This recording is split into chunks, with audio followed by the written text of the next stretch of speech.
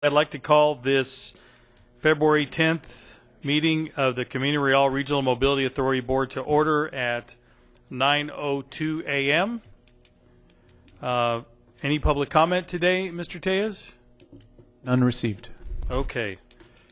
All right, discussion and action on the election of the CRRMA officers, vice chair, treasurer, secretary, and alternate secretary. The governor has not appointed a chair yet for our board, which is his appointment to make. And I have a suggestion for the board, and I'm totally open to discussion on this. But I believe we have the ability, Mr. Tejas, for the current officers of the board to remain officers until such time as the governor appoints a chair, which could affect certain office holders of the board.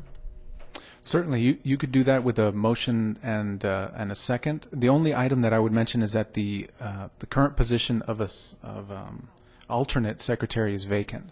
So I would ask if you wanted to do that, you certainly could, but then identify a nomination for the alternate secretary, unless you'd like to keep that vacant as well. Well, at the risk of sounding self-serving, I think it would be in the best interest of the board. I would make a motion that we retain the current officer structure unless there is someone on the board that thinks that we ought to change things up. But I second. We can probably make that motion first and second and vote on that, and then discuss the issue of alternate secretary secondly. Okay, there being no further discussion, I believe, Mr. Fernandez. No. The only thing I was thinking is, don't we need to establish a quorum publicly so it's not later than questioned and then get to your item? Or have we established a quorum? Once the board has been called to order by the presiding officer, which is Mr. Wardy, that's been done. All right. Good point. But thank you. Are there any other questions or comments? All in favor? Aye. Any against? Okay, so let's address the issue of alternate secretary.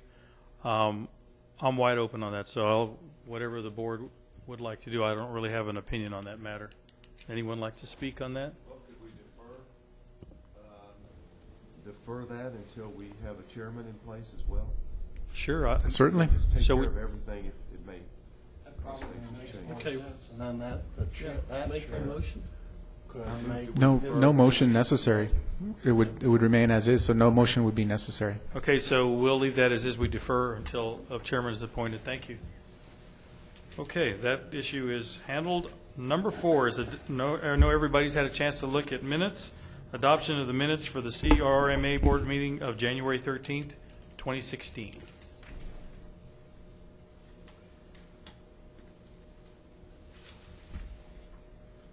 Move to approve.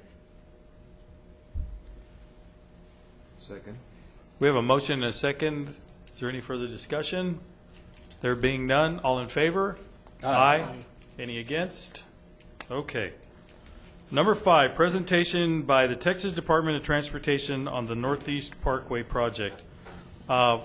Before we start that, go ahead and come to the podium. There's going to be projects, it is my belief, that we have a responsibility to the community sometimes. We've been guilty in the past of waiting for somebody else to take the initiative. So having been involved in transportation for a number of years, as have been many people in this room, this project has been discussed for probably about 15 years, but because of the state of transportation and all the orange cones and everything going on and what's proposed to happen, heavy traffic is a very important concern of ours, and I think it forces us, maybe as a governmental body, to bring this forward for discussion, maybe get this in the forefront again for the MPO and the city and TxDOT and everybody involved. So on that, Mr. Tejas, we put an item on the agenda, so I will let you introduce our speaker. Thank you. So today we have with us Gus Sanchez, who's with the Texas Department of Transportation here locally in El Paso, and he's been the project manager, I think, since the beginning. So we've got the one with all the information. So he's going to present to us the latest update on this particular project. So thank you, Mr. Sanchez, for joining us. Thank you. We're glad you're here today. Thank you very much. Good morning, board members. My name is Gus Sanchez. I'm the Texas Department of Transportation project manager for this project. First of all, I just wanted to start off that Bob Billick, our district engineer, apologizes for not being able to be here and do this presentation. So I will be doing it. First of all, just wanted to give you a background on the Northeast Parkway. The idea of the Northeast Parkway was to have a I-10 to I-10 connection, a bypass of El Paso. From basically, if you're coming from the East El Paso, you'll be able to get to I-10 in Americas and go all the way to I-10 in New Mexico at 44 at Anthony. As you can see right now, the idea of the Northeast Parkway is to basically start off at Loop 375 there at close to the Rod and Gun Club and cut across to the Texas-New Mexico state line at FM 3255 Martin Luther King Road, and then go through the Anthony Pass and connect to I-10 in New Mexico. But right now, New Mexico, at the time when we were talking to New Mexico, they were in support of the project, but financially, they really couldn't support it in that way. So TxDOT, we focused just on the Texas section of it. So this project, we're just going to be looking at the Texas section, which is from 1.8 miles east of Railroad Drive on Loop 375 to the Texas-New Mexico state line at FM 3255. The project length is about 10.75 miles. Our key stakeholders is, of course, the RMA, the El Paso Metropolitan Planning Organization, City of El Paso, the county, Fort Bliss, New Mexico DOT. My understanding with New Mexico DOT that currently they're doing a study at 404. They hired a consultant to see how they can improve the roadway Anthony Gap, also there at I-10 in New Mexico. So right now they're looking at, I don't want to say the Northeast Parkway, but they're looking at how they can improve the roads there at New Mexico 404 and 213. Of course, El Paso Water Utilities, El Paso Natural Gas, or Texas Gas, and El Paso Electric. The ultimate design for this project is a 4-lane divided highway. Here are kind of the design features. The footprint would be a 350-foot proposed right-of-way. Again, the project is about 10.75 miles. 4-lane limited access facility. The design speed is 70 miles per hour.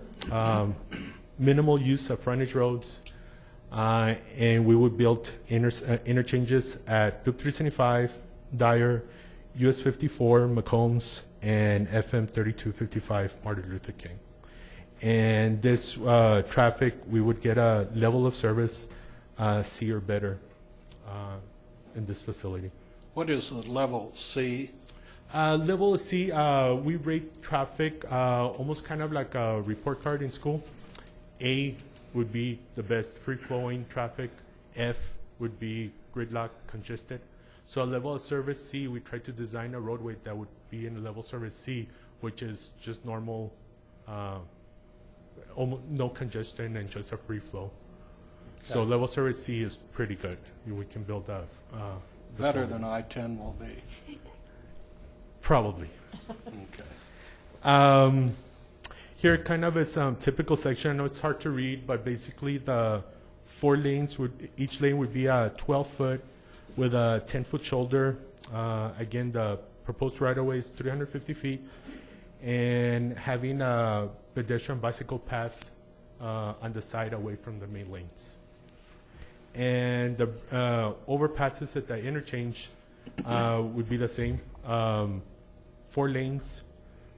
Each lane would be 12-foot lanes with a 10-foot shoulder. how far away from 70-mile-an-hour trucks would the bike lanes be? I mean, that's an interesting. Right. Right now, proposed, we have it about 50 feet away, 40 to 50 feet away. Okay. I'm In just there. curious. It got stuck, the presentation.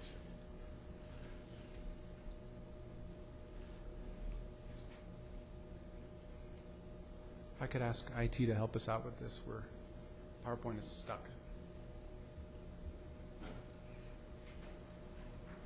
Well, as developing this project, since we were only focusing on Texas, we figured that if we do build the ultimate, it would bring a lot of traffic into New Mexico.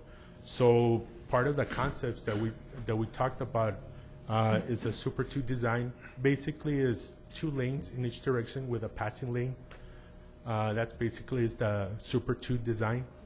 So right now we're looking at, if we do go ahead and build this project and New Mexico really doesn't do any major improvements in the roadways, we would build this Super 2 design, which is a 2-lane facility with a passing lane. That's next in my presentation. Oh, there it goes.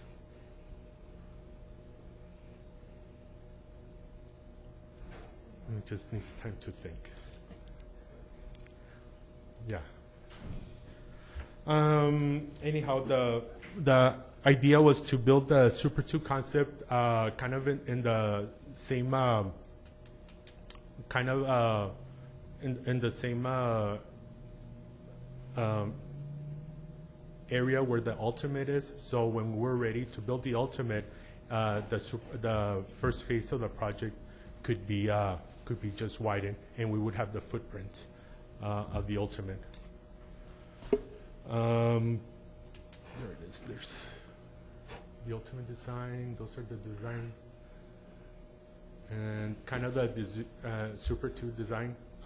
Also, one of the ideas if we do go ahead and do the Super 2 concept is to only do full interchanges at Loop 375, US 54, and at MLK, and the other at Dyer and McCombs, we would just do overpasses. The traffic projections that were done a few years back,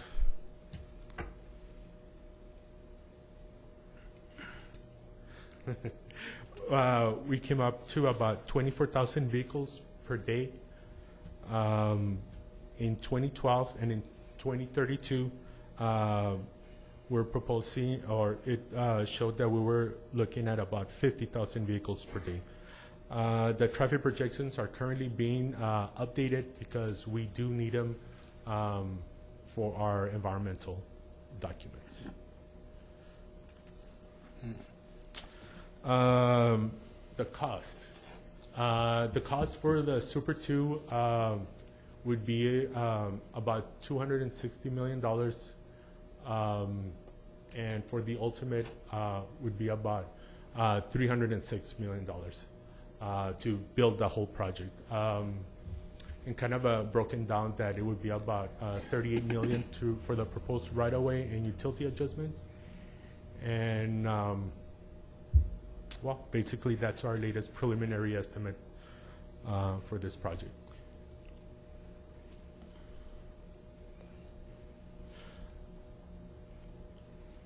Moving on.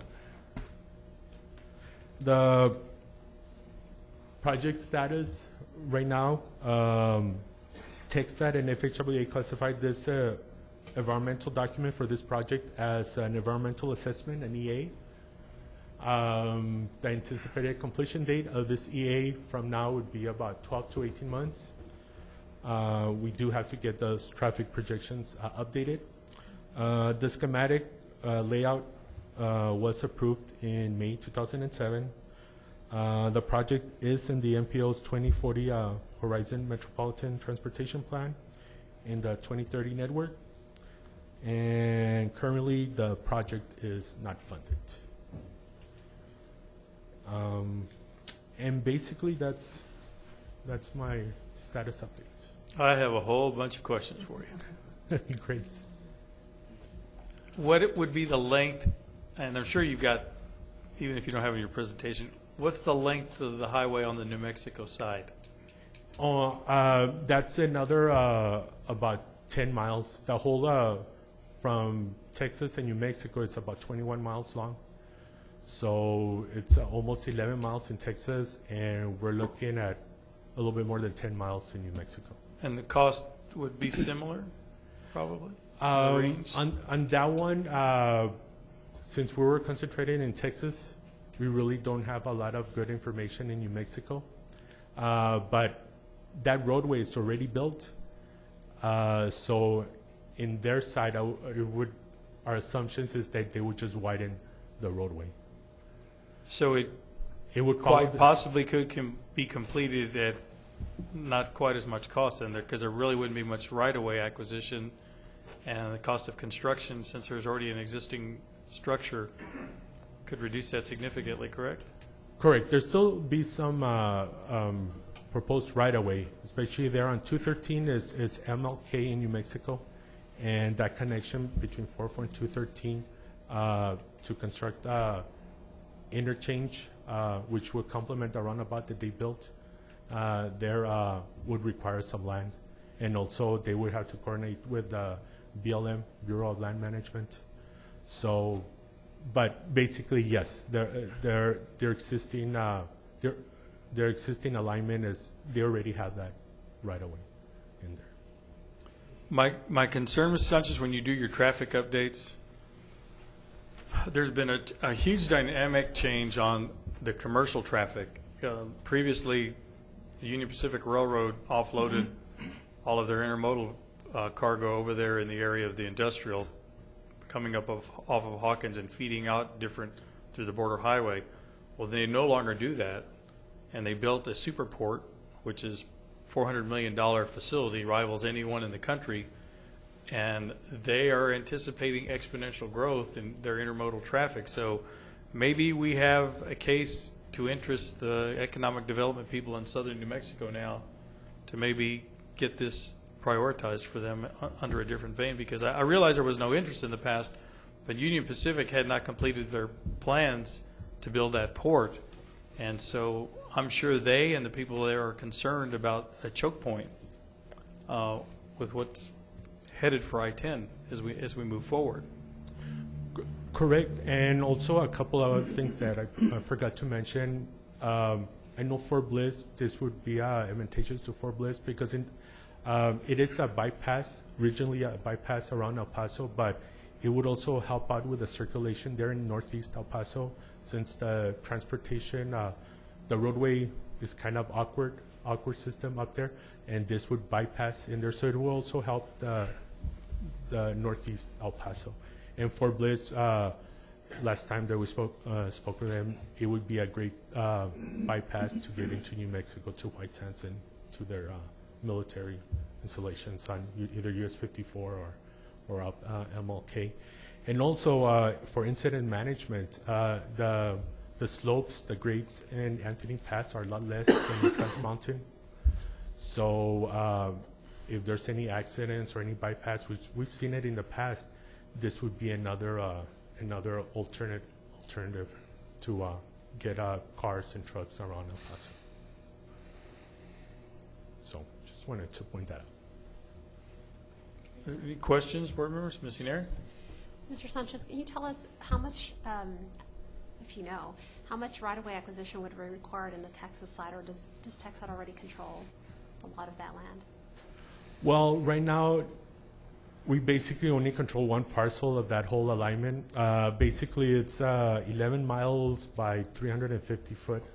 And I'm sorry, I can't do that in my head right now. But it's basically about 11 mile section, 350 foot right away.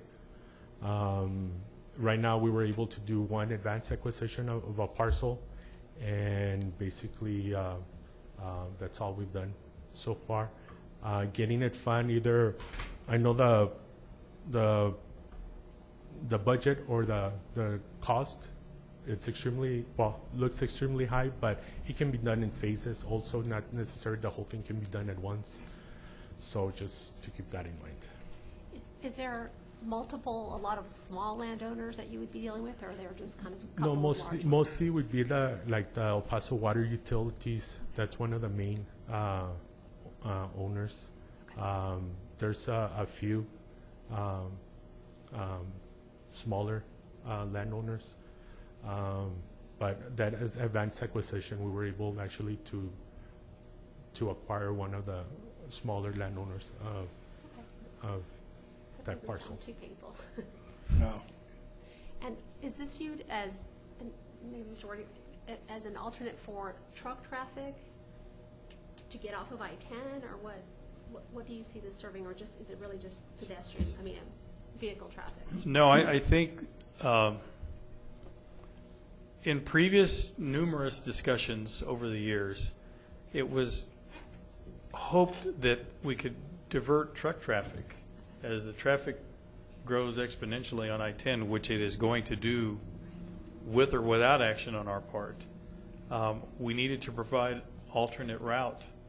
And trucks, if it's not a toll, which I know that the military will not support, if it's not a toll road, trucks are going to take the path of least resistance. So it would be very advantageous at many times of the day for trucks to take that route to bypass coming through the center of the city, much like they do all over the country.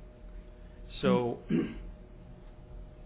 I think if we look at planning ahead, the citizens of El Paso have sometimes a myopic view, thinking that I-10 is a property of the citizens of El Paso, but a huge amount of the traffic on there is interstate traffic of nature. And I think what makes it much more difficult for us is the relocation of Union Pacific's facility and the exponential growth that is occurring there on intermodal traffic, which is international transportation, a number of trucks going in and out of that port.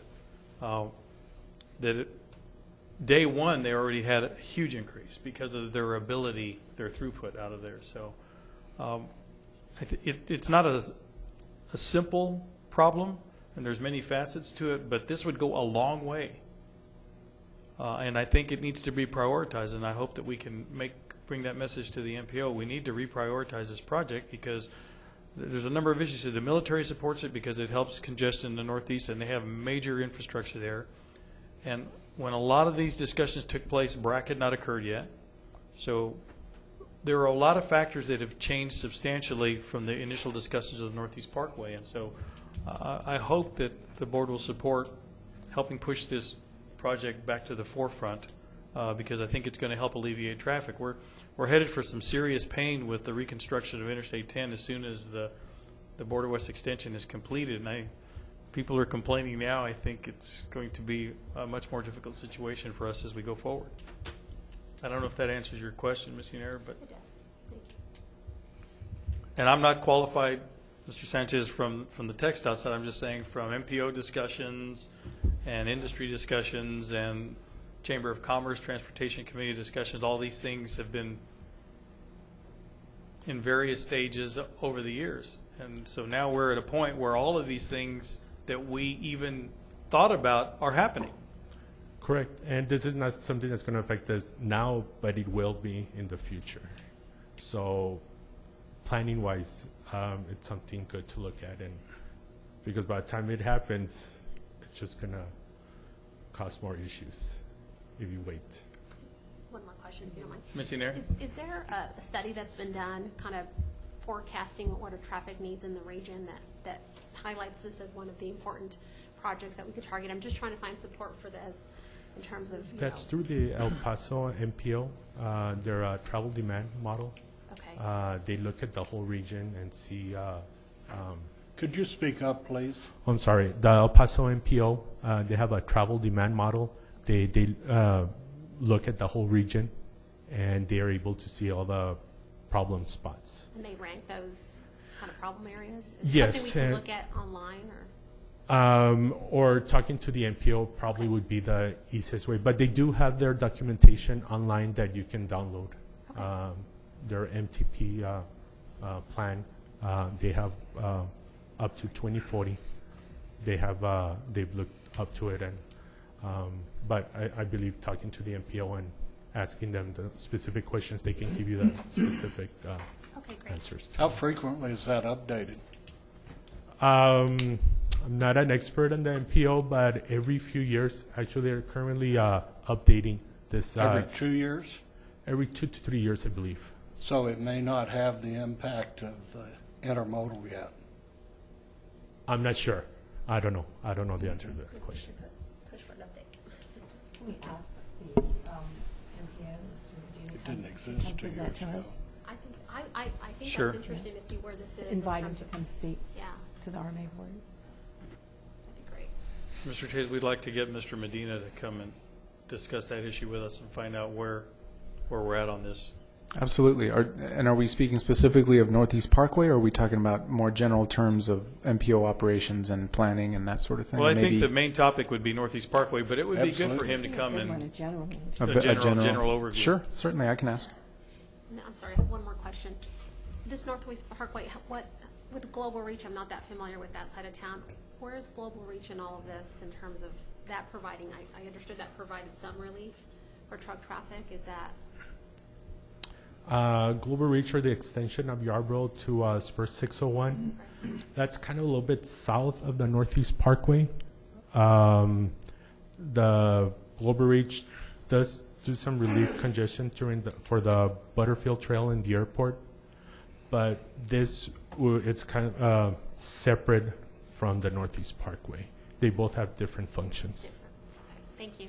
You're Ms. Yenera, I can tell you from my previous industry experience, and I'm not sure how old the study was, but the Federal Highway Administration did a study on east-west thoroughfares. Okay, so there are two east-west arterials, or wrong term, arterial thoroughfares, I-40 on the northern route that goes across by Albuquerque and I-10. And because of weather constriction, I-40's projection to grow over the next 20 years was somewhere in the neighborhood of 25 to 30%. They anticipated in 25 years, traffic on Interstate 10, commercial traffic would increase over 100%. So we have maybe the double whammy is what they call it for our normal planning, but I hope we can get our hands on some of that data, or TxDOT can get their hands on some of that data as far as the east-west traffic patterns and what's occurring right now, what has changed over the years. Okay. Yes. And I believe the MPO has a lot of that information. Any other questions of the board? I have a Mr. question. Niemer? Mr. Sanchez, if you could pull up the map. We'll ask IT to pull up the map, and I think they can maneuver the slides as well a little bit easier than up at the podium. Okay.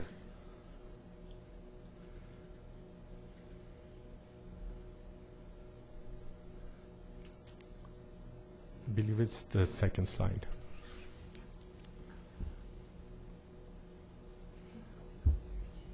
My computer rebooted, so I don't have it in front of me. Here we So- go. But this is the map I wanted. I was very curious about where that, when the extension, where it breaks away and first heads north, there's a great big dog leg, and yet that's in the middle of the desert. Why is that? That doesn't seem to make sense. I'm sorry, which, and where southern the- part, or? Where the highway curves at when it first starts north. Very fine. Yes, it's actually going around the Rod and Gun Club. Around what? The Rod and Gun, Fort Bliss's Rod. Is that the Rod and Gun Club that's Okay. that piece right there? Yes, that's why we kind of had to go around it. My son likes it. Okay. Because, it looks like it's quite out of the way, but I thought that was all desert, but I understand. So, all right, there's not, it couldn't be made straight, could it? We could have, but then we would have had to relocate their facility, Fort Bliss's Gun But Club. you're building 50% more highway, though, without doing it. It might be cheaper. I'm not sure. I don't have those numbers. Okay. All right, thank you. And previously, my understanding is that their initial Rod and Gun Club was already relocated when we constructed. I was just that going to part of tell the you that. We've 375. already moved it once. So,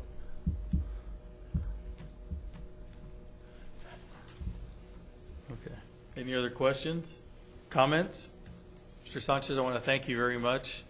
This has been very helpful to us, and look forward to this project moving forward in the community as we go along. So you may get to put your signature on this one finally, huh? well, thank you very much. Thank you. Thanks, guys. Okay, next item on the agenda is item 6, discussion and action on the following items as they relate to the 2013 El Paso County Comprehensive Mobility Plan. Item A is the board resolution authorizing the vice chair to execute an interlocal agreement with the County of El Paso for the Greg Edgemere Roadway project. Item B is the board resolution authorizing the vice chair to execute an interlocal agreement with the County of El Paso for the Darrington Roadway Improvement Project. And item C is a board resolution authorizing the executive director to execute work authorization number 2 for the Darrington Roadway Improvement Project with Hewitt Zollers Incorporated. Mr. Tejas. Thank you. So these three items, as was read into the record, deal with the 2013 El Paso County Comprehensive Mobility Plan.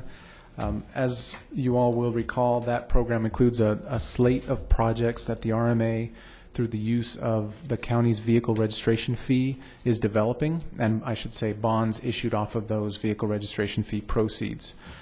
So these two projects, Greg Edgemere and Darrington, are being developed in a little bit different way from each other. Greg Edgemere, which is item 6A, is unique in that the county has already completed the design work for this particular project, and they will actually be using a developer agreement for the construction of the project itself. However, the RMA, by virtue of the assignment of the vehicle registration fee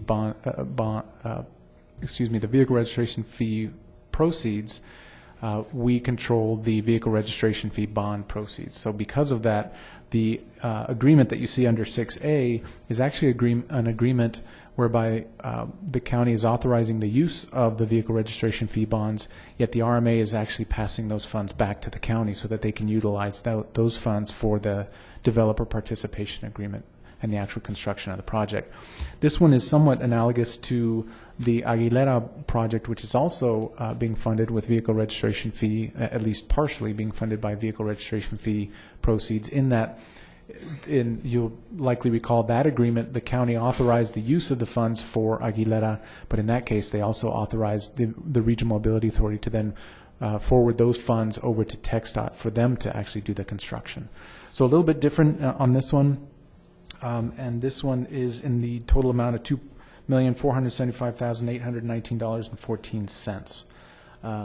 So that is item 6A. Item 6B then and C deal with Darrington Road. So this is also, again, part of the 2013 Comprehensive Mobility Plan. This one is a little bit more like the rest of the CMP projects that we are developing, in that we were asked by the county to complete the design services first. And then once that is complete, then we will go back to the county and negotiate an agreement to pull down the vehicle registration fee dollars to actually do the construction. So in this particular case, and actually let me take a step back just as a reminder, the way that we are developing the design work for the Comprehensive Mobility Plan projects is through what we refer to as the indefinite deliverables contracts that we have engaged with various engineering firms here in town. The idea was we went out with one large procurement and identified a list of 4 firms, and each time a design project comes up for the CMP, we actually utilize one of those firms on a rotating basis. So the next one up, and for this particular project, is Hewitt Zollers. So let me get back to the agenda. So item 6B then is the interlocal agreement between the RMA and the county, whereby the county authorizes the use of $854,210.60, authorizes the RMA to actually utilize those funds for the completion of the design for Darrington Road. Then 6C is the work authorization between the RMA and Hewitt Zollers to engage Hewitt Zollers to actually complete the engineering work. Now, having said all of that, It's important to note that the county is obviously very heavily involved in all of these activities. They were involved with the negotiation of the fee and the scope, and they are comfortable with all the numbers and all of the terms that you see before you today. So they are obviously a very important and very engaged partner as we develop these comprehensive mobility plan projects. So subject to your questions, I would ask for an approval on each of these items, 6A, B, and C. I have a question, Mr. Tejas. Yes, sir. I guess more clarification. Okay, so we're executing an agreement directly with Hewitt Zollars. So who retained Hewitt Zollars? The county did initially, or we did? No, we did. So the Regional Mobility Authority, through the indefinite deliverables contracts, that's that larger procurement where we, in the end, selected 4 firms that would be rotated through. That's how we selected them. So we've got 4 firms basically on call. When a comprehensive mobility plan project comes up, then we'll pull one of them off the shelf and we'll assign that contract to them. So that's how we're doing that. So you'll notice this is actually work authorization number 2 for them. The way that we've structured that is very similar to the way that we've structured the general engineering consultant agreement, whereby we have a master agreement, and each time we have a task for them, a project, then we issue a work authorization to them. So this is their second one through the CMP. So is Adkins involved in this at all? They are, as you'll recall, they are our GEC, so they serve as in essence, our in-house engineering firm. So they do the oversight, just as our engineering department would do if we were the city or some other, or the county, for example. So we have a separate work authorization with them to solely do the oversight of the comprehensive mobility plan design projects, and that is already included. These activities are already included in that. Okay, thank you. Yes, sir. Ms. Hiner? I have a little bit of a question, kind of taking where the Vice Chair came. On the indefinite deliverables contract that you do, you say you kind of pull one off as you go. Is there some mechanism so that the engineering firms get the equal amount of work? Because what if you have a project that's, $200,000 and then the next one is $1 million? Is there any consideration of that, or is it just by project and in line? The way that we structured the procurement was that when projects came up, the next one in the queue would get it. So there is potential for unequal distribution of projects, but it's really by passage of time. And so all of those 4 engineering firms kind of competed on the same equal level in terms of being able to do all of these projects. There's not a specialty in one that another one wouldn't have. Not really, because the nature of all of these projects is very similar. So what we did actually in the procurement itself, we put together a sample project, which really mirrored, I believe, if I remember correctly, I think it looked a lot like East Lake 1, which was, of all of the CMP projects, it had everything that could have been encountered with a CMP project. So we put that out as a sample project, and they responded to that, saying we could do that sample project because these are our strengths, these are our subs, et cetera. So all of these firms were qualified and approved and selected based on their responses to that sample project, which was inclusive of anything, the most rigorous of the CMP projects. So does that? That makes sense. And when you put the bid out for the deliverables, is it for a time period? Is it for a year? Is it for 2 years? How does that work? So it's for the Comprehensive Mobility Plan program and any projects that roll into the program. So, and the reason I say it that way is that the CMP is a defined set of projects, but there are other projects that are being developed through vehicle registration fee dollars, and those can be rolled in there as well, and kind of ancillary projects as well. So I guess the more clear answer is the IDC indefinite deliverable contracts program was developed for the CMP, but is broader than that, and we can use it for any other projects as well. In fact, actually, I should, just by way of history, the way that the IDC program came about was some conversations that we were having with the local engineers, and their concern that, and this had happened in one occasion several years back, where TxDOT identified a funding source that had a very strict timeline associated with it. So, but TxDOT didn't have the forces to complete the design work. We had our GEC on board, but we didn't have an IDC in place where we could just pull a local firm off the shelf. So we ended up using our general engineering consultant. So the local engineering firm said, you ought to have that on-call list complete and ready to go. So in the event that funds just fall out of the sky, you have that capability to not necessarily go with your GEC, but to go with another group of firms that you've already pre-approved. So the IDC was in response to their request, and it's actually come in very handy because we've used it for all of these CMP projects. I like that concept, and I think the city has something similar. I'm more concerned about how long we're keeping these approved engineers. Are we really getting the best, rate if we're keeping them on for 4 or 5, 6 years, and it's not kind of an annual, maybe every 2 years review. So I might get with you after and ask you more questions. Absolutely. Well, and please do. And what I can do is I can share with you when that procurement was completed, Okay. and maybe we have and we do this with all of our procurements. We review them every 3, 4, 5 years. By way of example, the audit team that we've got on board for this year, this fiscal year, is brand new. The last one we had for 4 years. The GEC procurement was re-procured after a 5-year term. So we do rotate. It's just I don't think we actually built something into that particular procurement to say it would be for X number of years. But we can certainly do that. I don't want to get too much off topic. I just find it interesting. I'll get with you offline. Ms. Senior, can you Certainly. move your microphone a little bit closer? Sorry. Because I don't think you're picking up on there. Anyway, thank you. I might have more questions, but it's not on the agenda specific for that. I'll Certainly. get with you. Thank you. Mr. Chairman, this line of conversation duplicates something. I was talking with Mr. Tejas before our meeting regarding how we choose a general contractor and the procedure. And perhaps because there's so much rotation on the board, I'm not the only one with some of these questions. And so it might be appropriate to add this as an agenda item and just be briefed on the procedure and how this thing works. So, and certainly, but just so that I'm clear and I provide the information you're looking for, would the item be then to break out the RMA's procurement processes for engineering services? Well, and some history. Okay. Here some of the precedents, perhaps some of that's been lost as the board has rotated. I know Mr. Fernandez and I are brand new, and so perhaps other board members are not as familiar with Certainly. the backstory. Absolutely. So if you don't mind, then I'll get with you after the meeting, and I'll make sure that what you're asking for I will cover. Okay. And then we can bring that I'll bring that back at the next board meeting. I think Mr. Tay is a big differentiation. Look, we're responsible for some of the loop projects on the far east side of town, and most of them have been directly with TxDOT or our bonding, but the county program that we took on is completely different from what we have done historically in the past, and I could see where that could be extremely confusing. So I think we need to revisit that and provide some backup information for our newer board members so they can Certainly. come up to speed and see how we approach this. It's a very different mechanism for what we've done in the past.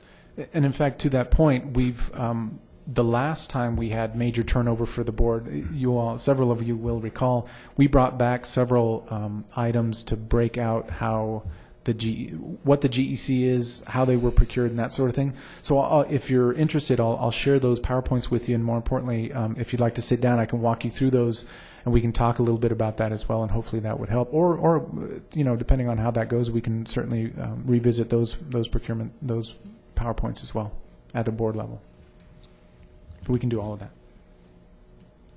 That's a good point. Thank you. Okay, are there any questions on item 6A, B, or C? Move to approve. Second. We have a motion and a second. If there is no further discussion, all in favor? Aye. Any against? Okay, items 6A, B, and C are approved. Okay, item 7 is discussion and action on board resolutions authorizing the executive director to execute the following instruments as they relate to the Wynn Road project. Item A is work authorization number 28.1 with Atkins North America as the CRRMA's general engineering consultant for project management services. And item B, work authorization number 2 with CEA Engineering Group Incorporated for engineering services necessary for development of the project. Mr. Tejas? Thank you. So this one, I believe we spoke about in December, potentially January. I can't remember now off the top of my head. However, the Wynn Road project is a project that will improve ingress and egress to the Zaragoza Port of Entry. This is an important project that the City of El Paso has been working on for some time. As you'll recall from the last agreement that we brought to you, there. Actually, let me say it this way. I brought to you all an interlocal agreement between the City of El Paso and the Regional Mobility Authority a couple of months ago. The intent of that was for the City of El Paso to, in essence, assign the MPO funds that it had received for the development of Wynn Road to the Regional Mobility Authority so that we could complete the project. And part of the reasoning for that is that we are already in the area developing a project known as the Americas Managed Lanes, which the point of that project, there's a couple of main points, but one of them is to add lanes to the inside of Loop 375 near the Zaragoza Port of Entry. In essence, from where Cesar Chavez ends on its easternmost point up to in the vicinity of the Loop 375 and I-10 Americas interchange. So since we're already there, and part of that project, I should mention, also includes ramp reversals and some other improvements to 375 and the surrounding area near the Zaragoza Port of Entry. So because we're there, and because the Wynn Road project includes important improvements to and from the Zaragoza Port of Entry and 375, it made a lot of sense to combine those two projects, or at least to be developed by a single entity, in this case, the Regional Mobility Authority. So you all, as a board, approved that interlocal a couple of months back.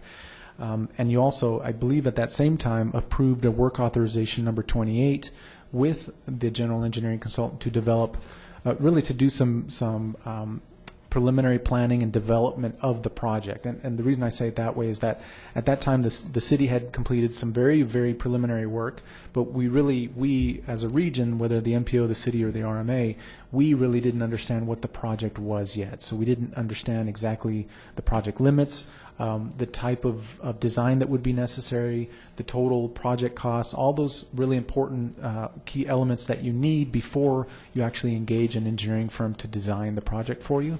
So that first work authorization number 28 was brought to you for that preliminary planning and development work. That has been since completed. The scope has been finalized. The fee has been identified, working with the city, and I say all of this has been done working in very close coordination with TxDOT, the City of El Paso, and the MPO. We've met with each of those parties at least 3 times that I recall. So we've identified the exact scope, fee, and the details that we needed.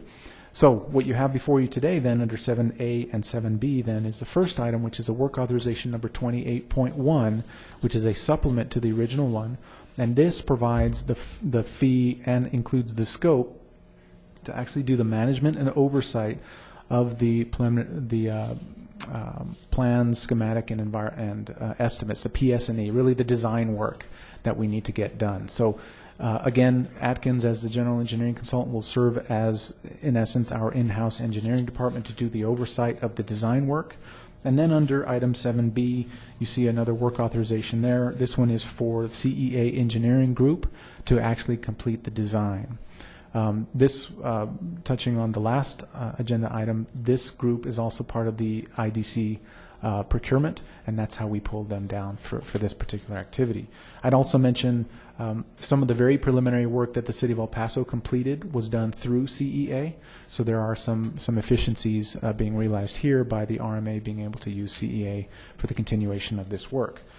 This particular activity then is item 28.1 is for $177,945, which will again provide the oversight and management activities that Atkins will be providing for us. It also actually includes the scope all the way through the development and the procurement of a construction contractor. So this will get us all the way until the construction activities, at which point we will likely have a third work authorization to do the oversight of the construction activities. So that's item 7A. Item 7B then again is the work authorization with CEA. That design work is currently estimated and is included in your backup with a total fee amount of $1,631,937.30. Again, fee, scope, overall design activities have been reviewed and are reviewed and approved with the city. TxDOT's been involved, and the Metropolitan Planning Organization as well. So hopefully I've covered your questions, but subject to any additional questions, I would request approval. Are any questions from members of the board? Comments? Entertain a motion to approve. Move. Second. Have a motion and a second. There being no further discussion, all in favor? Aye. Aye. Any against? Okay, motion passes. Item number 8, discussion and action on a board resolution authorizing the executive director to execute a memorandum of agreement with the City of El Paso for traffic control assistance from the El Paso Police Department. Mr. Tejas? Yes, sir. So this one is a bit of an update. So by way of background, the Regional Mobility Authority, whenever we develop a project, when we have a construction project out there, and this is common, almost all agencies have this, we have an existing agreement with the City of El Paso to provide police department assistance, specifically for traffic control assistance, so to assist with the development of that project. So by way of example, with streetcar, if we're going to shut a road down, then depending on the type of that particular closure, we'll ask the police department to come out and station a vehicle and provide traffic control assistance, whether that's an officer actually waving vehicles through, or whether it's just a vehicle on site or on standby. All of those activities are very common, and we do that from time to time. And we've had an agreement in place with the City of El Paso since 2011. However, what we wanted to do was expand that ability to not only provide services to do those traffic control services necessary for construction activities, but we also wanted the ability to ask the police department to come and help us with traffic control on, by way of example, Cesar Chavez.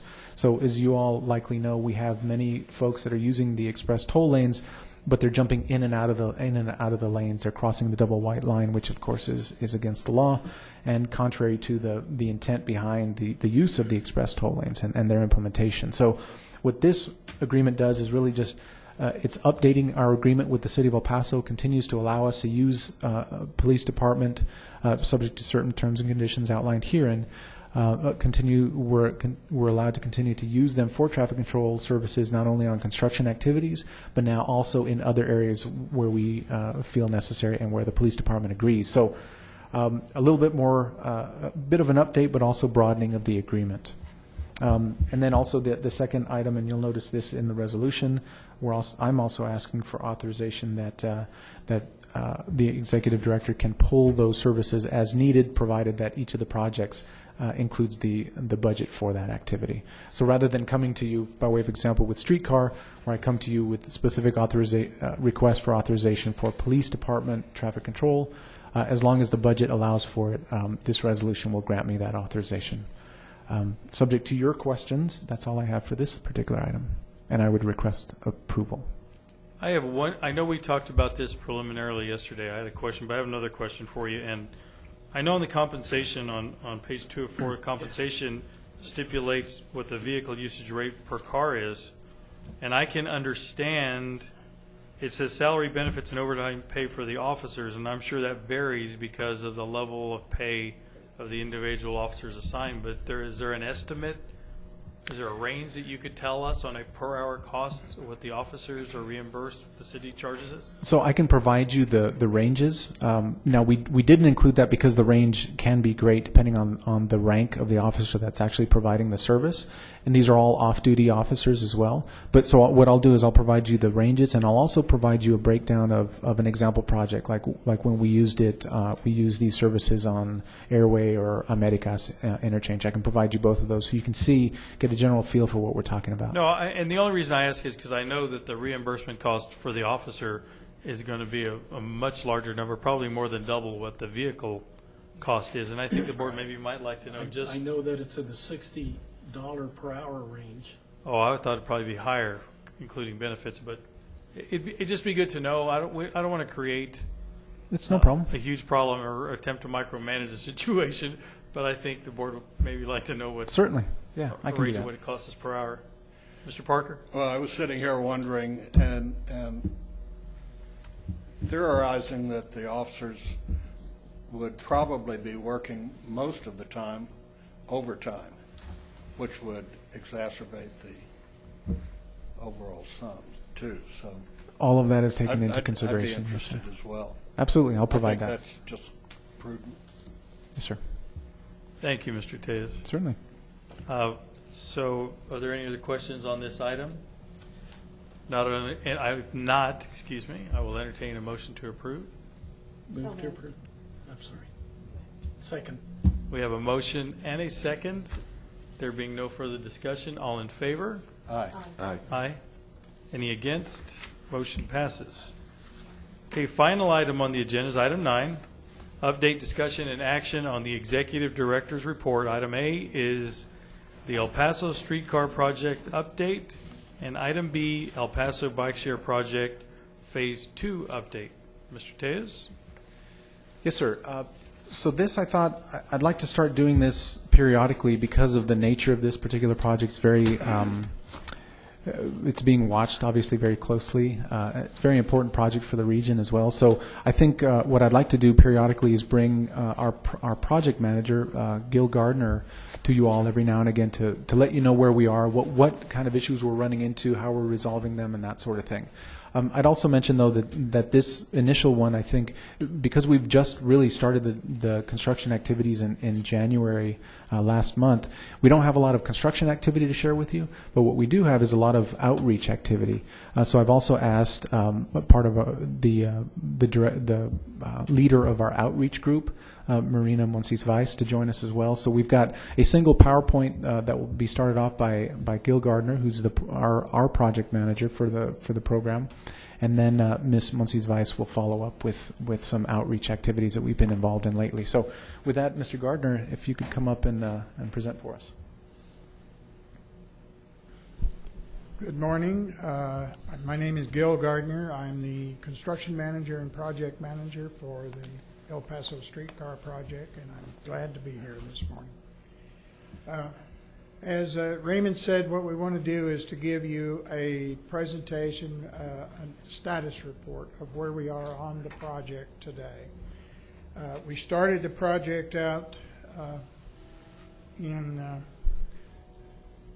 our agenda today is to give you kind of a progress summary, a construction update, a little discussion on the issues and the impacts, and then answer any questions that we have.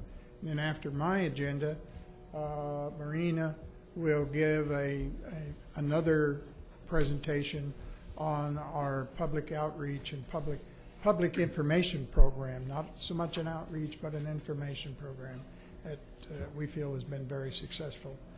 So first of all, I'd like to start off with the progress summary to date. And the total sum of the contract that we have, that PD&T, which is our contractor on this, has is $61 million and change. We've completed to date, as of the end of January, we've completed about $5.2 million worth of work, with roughly a 5.2% complete to date. Sort of a breakdown on it, it's 4.6 in the civil and track work, which includes 4.6 in the civil and track work, which includes the maintenance facility, which is what they've been working on. Also, that amount includes the mobilization costs that the contractor incurred in setting up his offices, his yard, and everything. And then we haven't started on the wastewater yet under bid item bid 3, but we have started on the water line replacement, primarily on Stanton in Texas. I think, as you're aware, the contract, we've done about $500,000 worth of work in the month of January on that. And we've not done anything on CBD 4 yet.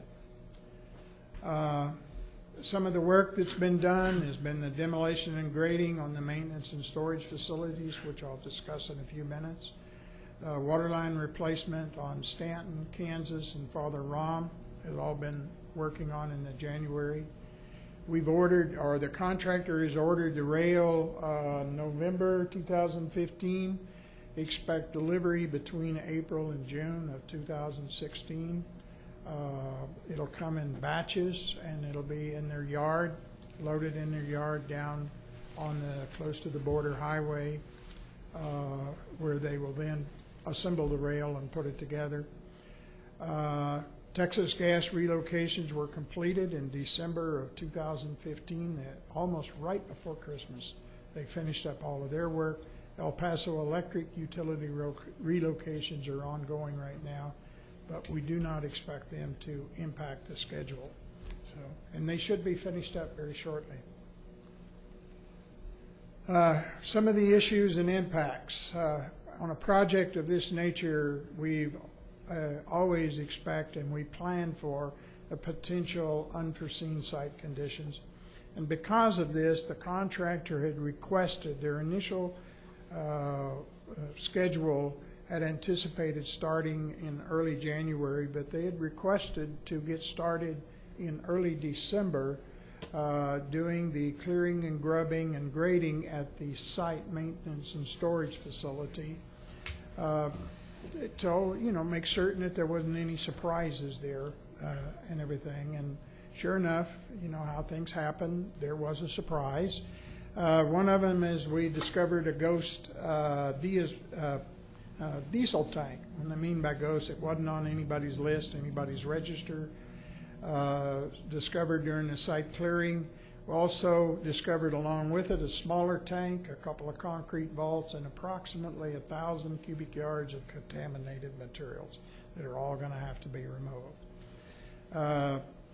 The contractor, PD&D, brought aboard a hazardous specialty contractor familiar with the area, familiar with Texas regulations, and to test and remove the contaminated materials. And they've just completed the removal. I think the site is clear now of all of the contaminated materials.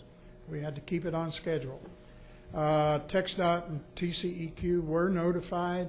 The city of El Paso, as the owner, is working with TCEQ to complete the necessary paperwork and that is required for when you know, the hazardous waste conditions. If you want to look, that is the tank that they found.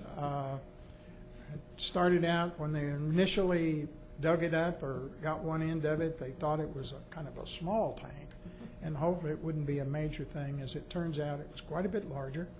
And like I said, there's about 1,000 cubic yards of contaminated material that went with that we had to get rid of. It is now gone and it's in a hazardous waste site, so it's no longer an issue on the project. The other item that came was a concrete rubble that was discovered from the demolition of old foundations that they found during the site clearing. Was removed under force account clause of the general conditions, so the contractor, this was a different site condition. As you can see on the photos, this is a bunch of the part of the rubble that was found there, and it was kind of junky stuff that was left from the old foundations of the old buildings that were there. It had been covered up and a parking lot put on them. So we had to take all of those out. The contractor had to bring in suitable material. That's now been completed. The rubble's been removed. The site is ready, or almost ready, for the contractor to start his foundation work. On Kansas Street, we found unmarked communication lines that were discovered, a significant number of unmarked communication conduits crossing the street, going from one building to the other and stuff, between Texas and Myrtle, that required a large amount of hand digging on this. And the contractor is going to be submitting a notice to claim, just to let you know that the impact to the project budget is expected to be pretty minimal. In addition to that, and I think you're aware of this, we discovered an old building foundation along Kansas Street, which the contractor was very careful not to tear it out until it had been analyzed. The remnants of the foundation were identified. The engineer of record has prepared a report on the findings and presented it to TxDOT for a proposed plan of action. TxDOT did give us a approved plan of action for us to remove the foundation remnants and continue the excavation work. And they asked them to, and so the contractor's taken the remnants of the old, it's a rock foundation, you can tell, it's very old, and they're setting it to one side for any cultural, reviews of it to see if it needs to be saved.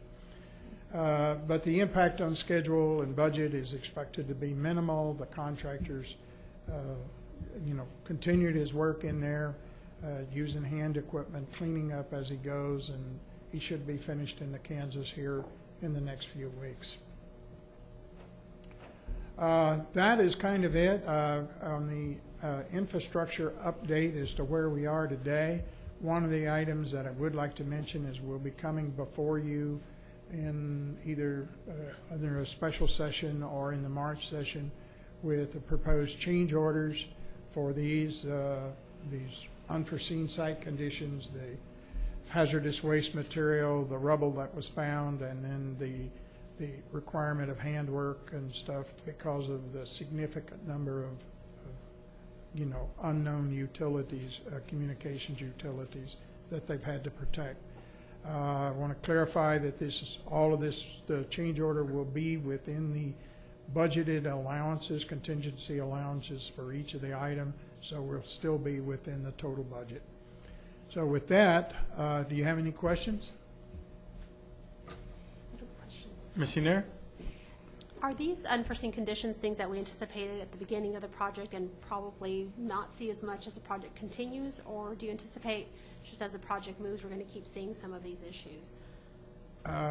One of the things that I do when we set up contingencies expecting things similar to this.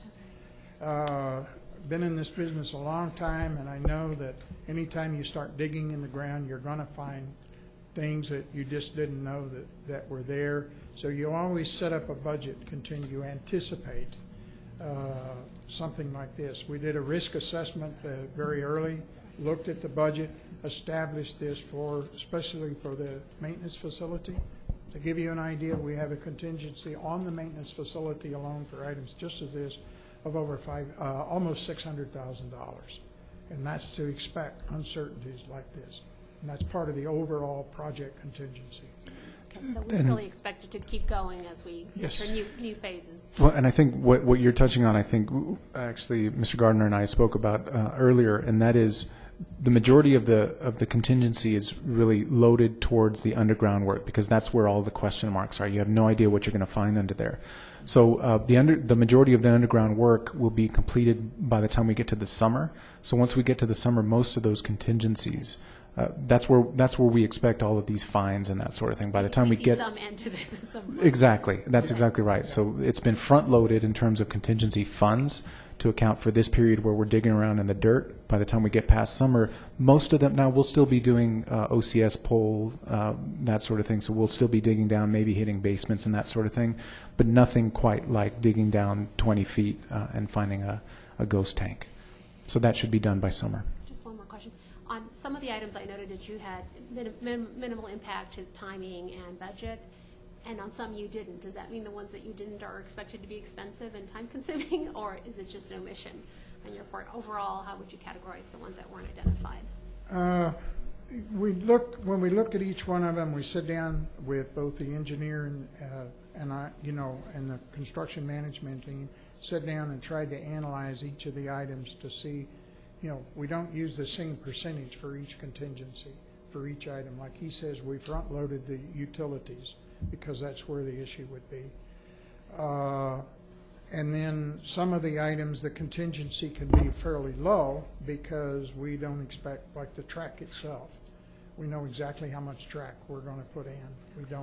So we don't have to, while it's a large amount, it doesn't necessarily have a larger contingency against it.